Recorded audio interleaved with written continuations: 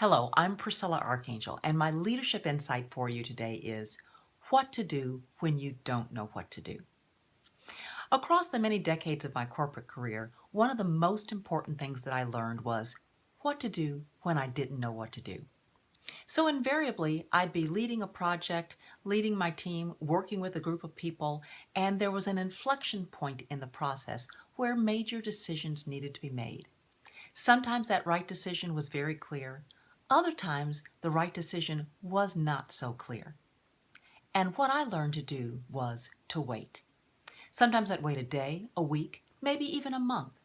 And yes, there were pressures to make such decisions. There were deadlines, timelines, budgets, and all to meet. But if I wasn't very comfortable with the direction we were headed or what the obvious decision seemed to be, then I learned to wait.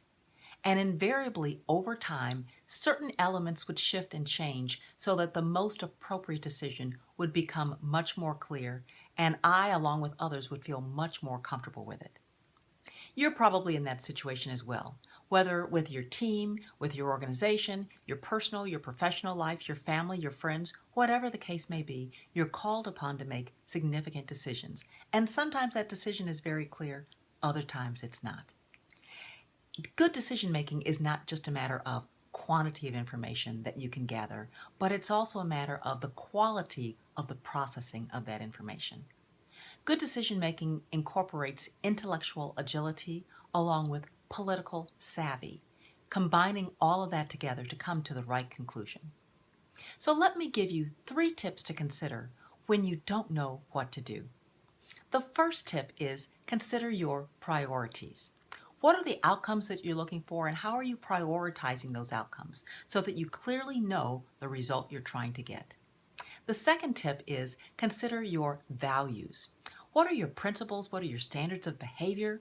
How does that play into what you're focusing on? So, for instance, if you value the trust that you have with your team and the employees in your organization, then you're not going to make a decision that would in any way violate that trust.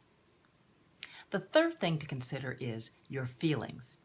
What are your emotions? Write down your emotions and make sure you clearly understand why you have a particular emotion associated with this decision. Also think about your gut or your instinct. That's a very, very powerful indicator that something isn't right. You can literally feel it in your body. You can feel the tension. You can feel a level of unsettledness in your body. So think about that. Your priorities, your values, and your feelings. What to do when you don't know what to do. Thanks for listening.